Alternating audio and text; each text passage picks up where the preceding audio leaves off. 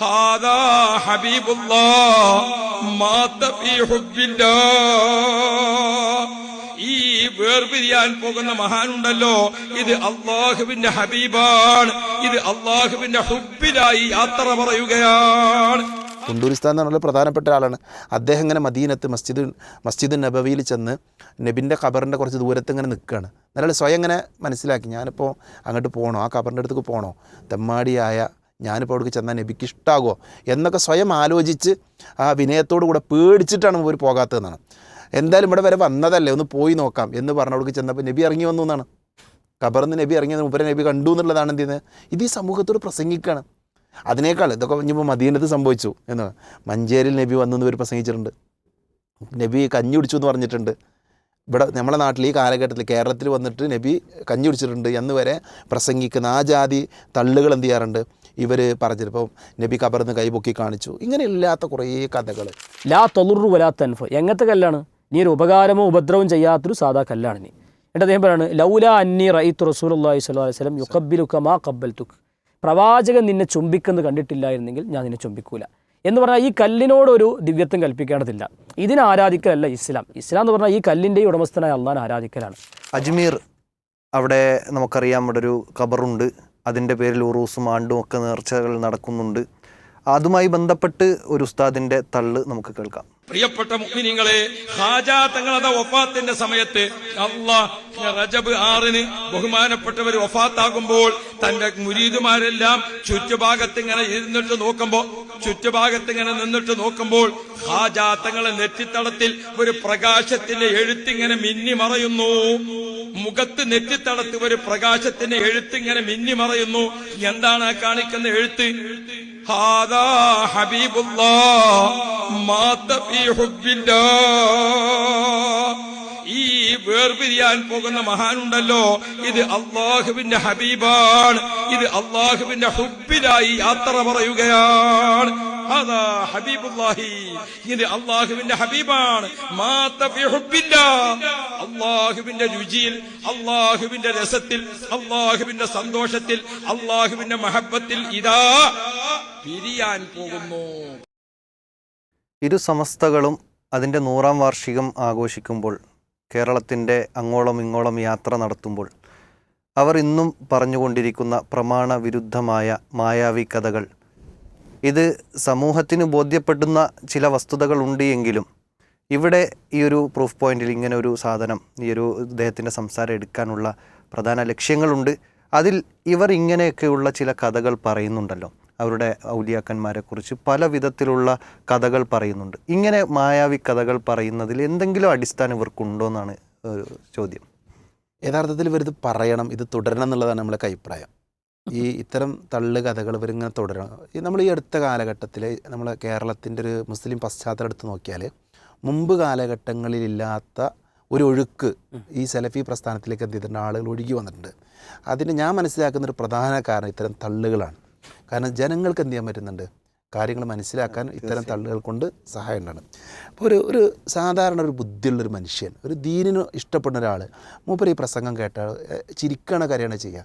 യഥാർത്ഥത്തിൽ ഒരു പ്രതിസന്ധിയിൽ നിൽക്കുന്നത് ഭയങ്കര തള്ളാണ്. അതോടൊപ്പം തന്നെ ഒരു മരണരംഗത്ത് ഒരിക്കലും സംഭവിക്കാൻ സാധ്യതയില്ലാത്ത, അല്ലെങ്കിൽ നമുക്കങ്ങനെ ഇനിയിപ്പോൾ അങ്ങനെ സംഭവിച്ചു തന്നെ വിചാരിക്കുക, അതിശയോക്തിയുള്ള കഥകൾ പറയുന്നിടത്ത് പോലും അഹ്ലുസുന്നയുടെ പണ്ഡിതന്മാർ ഒരുപാട് സൂക്ഷ്മതകൾ വാലിക്കണമെന്ന് പറഞ്ഞിട്ടുണ്ട്.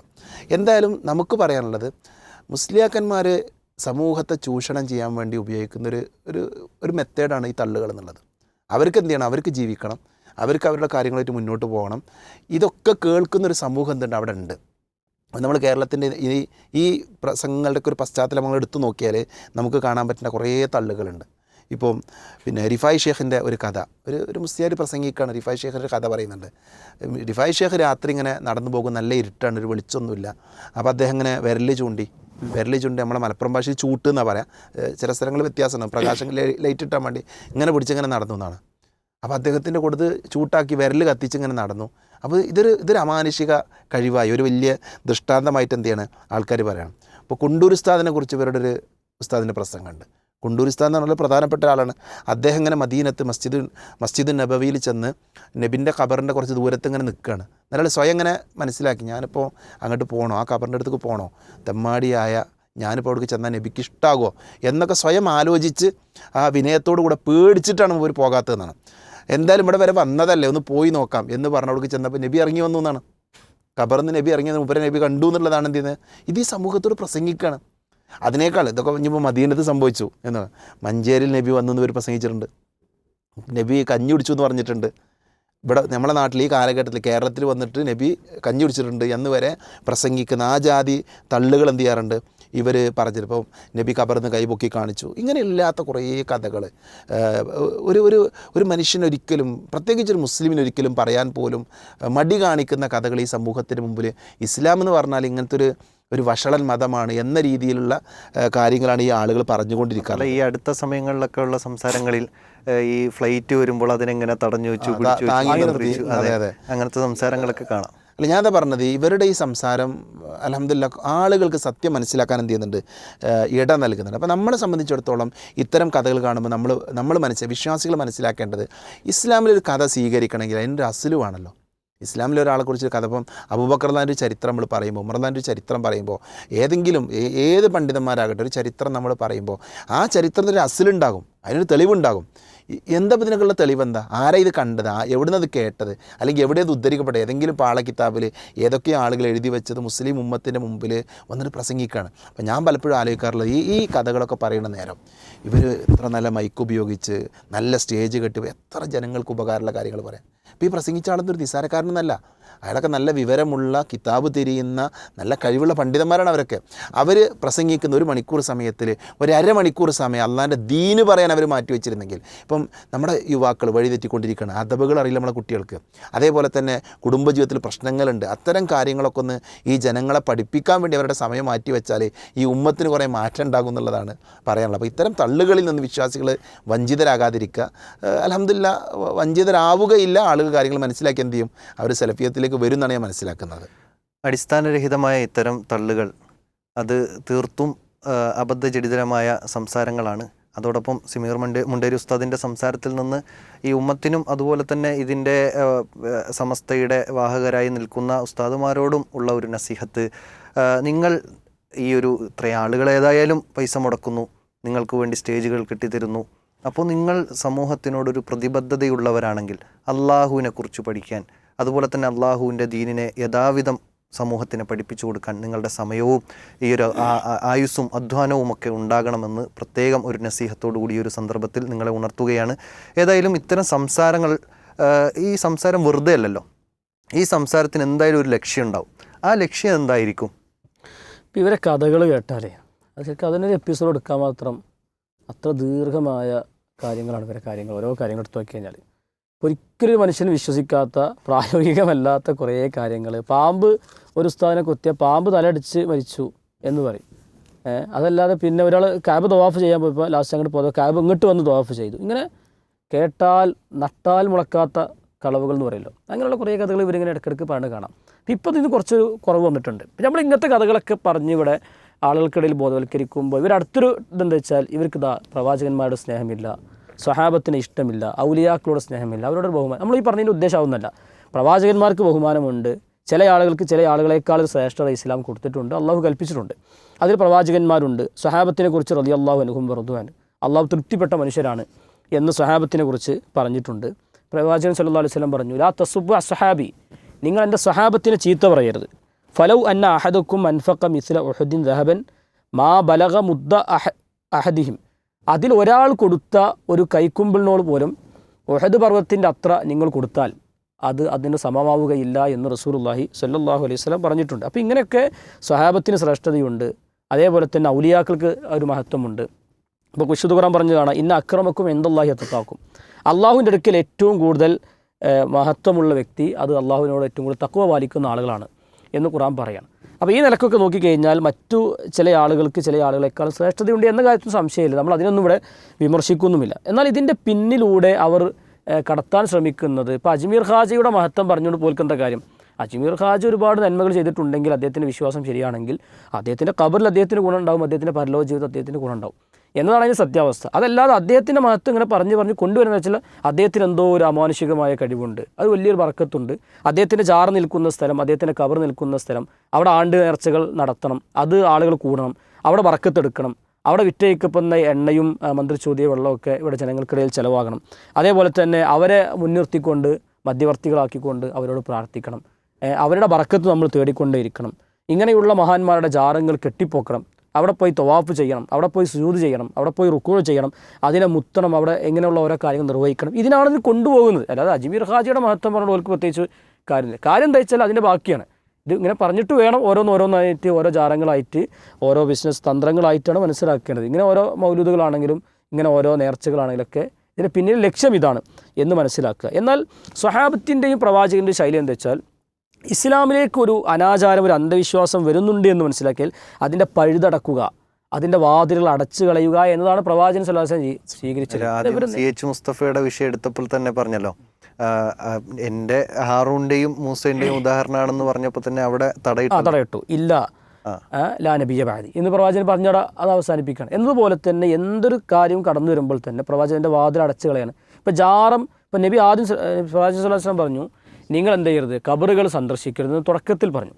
എൻ്റെ പ്രവാചകൻ പിന്നെ പറഞ്ഞു ഫസൂറുഹ കുന്തു നഹൈതുക്കും അൻ സിയാറത്തിൽ ഖുബൂരി ഫസൂറുഹ, നിങ്ങൾ ഇനി സിയാർത്ത് ചെയ്യുക എന്ന് പറഞ്ഞു. അതെന്തിനാ വെച്ചാൽ ആളുകളുടെ മനസ്സിൽ ഈമാൻ ഉറച്ചു, അത് ശരിയായി. അപ്പോൾ തുടക്കത്തിൽ അവർ ഇനി കബർ സിയാർത്ത് ചെയ്തു കഴിഞ്ഞാൽ ആ പഴയ ഓർമ്മകളിലേക്ക്, പഴയ അന്ധവിശ്വാസങ്ങളിലേക്ക്, ആ വിചാരങ്ങളിലേക്ക് പോകുമോ എന്ന് ഭയപ്പെട്ട് പ്രവാചകൻ സല്ലല്ലാഹു അലൈഹി വസല്ലം അതിനോട് ബ്ലോക്ക് ചെയ്യാണ്. എന്നിട്ട് പിന്നെ അവരുടെ ഈമാൻ ഉറച്ച് അവിടെ ഹൃദയത്തിലേക്ക് ഈമാൻ കയറിയപ്പോൾ പ്രവാചകൻ അവരോട് എന്ത് ചെയ്തു, കബറുകൾ സിയാർത്ത് ചെയ്യാൻ പറഞ്ഞു. അതേപോലെ തന്നെ നിങ്ങൾ മഹാന്മാരുടെ കബറുകൾ കെട്ടി ഉയർത്തരുത്. ലഅനത്തുല്ലാഹി അലൽ യഹൂദി വൻ നസാറ ഇത്തഖദു ഖുബൂർ അംബിയാഇഹിം മസാജിദ. അള്ളാഹുവിൻ്റെ ശാപം ജൂത നസ്രാണികൾക്ക് ഉണ്ടായിട്ടുണ്ട്. അവർ പ്രവാചകന്മാരുടെ അല്ലെങ്കിൽ മഹത്തുക്കളുടെ കബറുകൾ കെട്ടിയുയർത്തിയിട്ടുണ്ട്. അത് കാരണത്താൽ അവർക്ക് ശാപം ഉണ്ടായിട്ടുണ്ട് എന്ന് പറഞ്ഞാൽ ആ കബർ കെട്ടിയുയർത്തി കഴിഞ്ഞാൽ അവിടെ പോയി ആരാധന നടക്കും. ഇതെന്തോ ഒരു മഹത്വമുള്ള ഒരു വലിയ വ്യക്തിയാണ്, മഹാനാണ് എന്ന് വിചാരിച്ച് പിന്നെ ബർക്കത്തെടുക്കാൻ തുടങ്ങും, ആരാധിക്കാൻ തുടങ്ങും. ഇങ്ങനെയൊക്കെ ഒരു സാഹചര്യം ഉണ്ടാകും എന്ന് ഭയക്കുമ്പോൾ തന്നെ നബി സല്ലല്ലാഹു അലൈഹി വസല്ലം അത് അവരെ കൃത്യമായി പഠിപ്പിച്ചിട്ടുണ്ട്. അതാണ് ഷിർക്കിന്റെ ഉത്ഭവം. നമ്മൾ പഠിക്കുമ്പോൾ തന്നെ ആദം അലൈഹിസ്സലാമിന്റെ സന്തതി പരമ്പരയിൽ നിന്ന് വരുമ്പോൾ ആദ്യം ആദരിക്കുക, പിന്നെ അതിനെ ഒരു രൂപം ഉണ്ടാക്കുക, പിന്നെ അത് ആരാധനയിലേക്ക് എത്തുന്ന ഒരു ശൈലിയാണ് വന്നിട്ടുള്ളത്. അതെ, ബിംബം ഉണ്ടാക്കുക, അത് ഓർമ്മയ്ക്ക് വേണ്ടിയാണെന്ന് പറഞ്ഞു. പിന്നെ അതിനെ ആരാധിക്കാൻ തുടങ്ങി. പിന്നെ നൂഹ് നബി അലൈഹി സ്വലാത്തു വസ്സലാം അതിന് ഇടയിൽ പോയി പ്രബോധനം ചെയ്തു. അതുകൊണ്ട് തന്നെ പ്രവാചകൻ പറഞ്ഞു നിങ്ങൾ കുല്ലു മുസവ്വിരിൻ ഫിന്നാർ, ബിംബങ്ങൾ ഉണ്ടാക്കുക, ജീവനുള്ള വസ്തുവിൻ്റെ ചിത്രം വരക്കുക, അവരൊക്കെ നരകത്തിലാണ് എന്ന് നബി സല്ലല്ലാഹു അലൈഹി വസല്ലം പറഞ്ഞിട്ടുണ്ട്. അശദ്ദുന്നാസി അദാബൻ യൗമൽ ഖിയാമത്തി അൽ മുസവ്വിറൂൻ, ചിത്രം വരക്കുന്ന ആളുകൾ അല്ലെങ്കിൽ ബിംബം ഉണ്ടാക്കുന്ന ആളുകളാണ് പരലോകത്ത് ഏറ്റവും കൂടുതൽ കഠിനമായ ശിക്ഷകൾക്ക് വിധേയരാവുക എന്ന് നബി സല്ലല്ലാഹു അലൈഹി വസല്ലം പറഞ്ഞു. വെച്ചാൽ ഇതിലൂടെ ശിർക്ക് വരുന്നുണ്ട്. അപ്പോൾ ഇങ്ങനെയുള്ള എല്ലാ സാധ്യതകളെയും അടച്ചു കളയുക എന്നതാണ് പ്രവാചകൻ്റെ രീതി. മറ്റൊരിക്കൽ പ്രവാചകൻ പറഞ്ഞു നിങ്ങൾ ആരെയും പുകഴ്ത്തി സംസാരിക്കരുത്, ഇങ്ങനെ ഓവറാക്കി ഒരാളിങ്ങനെ പൊക്കി നടക്കരുത്. ഇപ്പോൾ നമ്മൾ കേരള യാത്ര ഉടനീളം പരിശോധിച്ച് നോക്കിക്കഴിഞ്ഞാൽ അത് മുഴുവൻ ഉസ്താദിൻ്റെ മൗലൂദാണ് എല്ലാവരും കയറി പറയാം. അത് വെച്ചാൽ ഒരാളെ ഇരുത്തിയിട്ട് ഇങ്ങനെ പൊക്കുമ്പോൾ പോലും അയാളുടെ വായിലേക്ക് മണ്ണ് വാരിടണം എന്നാണ് നബി സ്വല്ലല്ലാഹു അലൈഹി വസല്ലം പറഞ്ഞത്. നമ്മൾ പൊക്കിക്കഴിഞ്ഞാൽ നമ്മുടെ അഹങ്കാരം വർദ്ധിക്കും, അതിൻ്റെ ഇഖ്ലാസ് നഷ്ടപ്പെടും, അയാൾ വലിയ സംഭവമാണെന്ന് വിചാരിക്കാൻ കാരണമാകും, പിന്നെ അയാളിലേക്ക് ആളുകൾ ഒരു ദിവ്യത്വം കൽപ്പിച്ച് മുന്നോട്ട് പോകും. ഇതിനെ ഭയന്നിട്ട് പ്രവാചകൻ പറയാണ് ലാ തുത്രൂനി കമാ അത്രത്തിൻ നസാറ, നസ്രാണികൾ ഈസാ നബിയെ പുകഴ്ത്തിയതുപോലെ നിങ്ങൾ എന്നെ പുകഴ്ത്തി പറയരുത്. ഇന്നമാ അന അബ്ദുൻ ഫഖൂലു അബ്ദുല്ലാഹി വറസൂലു, ഞാൻ അള്ളാഹുവിൻ്റെ അടിമയാണ്, ഒരു പ്രവാചകനാണ് എന്ന് പറയൂ. അതല്ലാതെ അതിൽ കവിഞ്ഞ് എനിക്ക് പറഞ്ഞ കാര്യങ്ങൾ അറിയാം, എന്നോട് നിങ്ങൾ വിളിച്ച് പ്രാർത്ഥിക്കണം എന്ന കാര്യങ്ങളൊന്നും എന്നെക്കുറിച്ച് പറയരുത് എന്ന് നബി സല്ലല്ലാഹു അലൈഹി വസല്ലം പറയുന്നത് കാണാൻ സാധിക്കും. ഇതേ ശൈലി തന്നെയാണ് സ്വഹാബത്തും സ്വീകരിച്ചതെന്ന് അവരുടെ ചരിത്രത്തിൽ കാണാം. ഒരിക്കൽ മഹാനായ ഉമറുൽ ഖത്താബ് റളിയല്ലാഹു അൻഹു ഹജറുൽ അസ്വദിൻ്റെ അടുക്കലെത്തിയപ്പോൾ അദ്ദേഹം പറഞ്ഞ വാചകം എന്താ വെച്ചാൽ അദ്ദേഹം ഹജറുൽ അസ്വദിനെ ചുംബിച്ചു. എന്നിട്ട് അദ്ദേഹം പറഞ്ഞു ഇന്നക ലഅലമു അന്നക ഹജറുൻ, എനിക്കറിയാം നീ ഒരു കല്ലാണ്, ലാ തളുറു വലാ തൻഫു, എങ്ങനത്തെ കല്ലാണ്, നീ ഒരു ഉപകാരമോ ഉപദ്രവം ചെയ്യാത്തൊരു സാധാ കല്ലാണ് നീ. എന്നിട്ട് അദ്ദേഹം പറയാണ് ലൗലാ അന്നി റഅയ്തു റസൂലുള്ളാഹി സ്വല്ലല്ലാഹു അലൈഹി വസല്ലം യുഖബ്ബിലുക മാ ഖബ്ബൽതുക, പ്രവാചകൻ നിന്നെ ചുംബിക്കുന്നത് കണ്ടിട്ടില്ലായിരുന്നെങ്കിൽ ഞാൻ നിന്നെ ചുംബിക്കൂല എന്ന് പറഞ്ഞാൽ ഈ കല്ലിനോടൊരു ദിവ്യത്വം കൽപ്പിക്കേണ്ടതില്ല. ഇതിനെ ആരാധിക്കലല്ല ഇസ്ലാം. ഇസ്ലാം എന്ന് പറഞ്ഞാൽ ഈ കല്ലിൻ്റെ ഉടമസ്ഥനായ അള്ളാഹിനെ ആരാധിക്കലാണ്.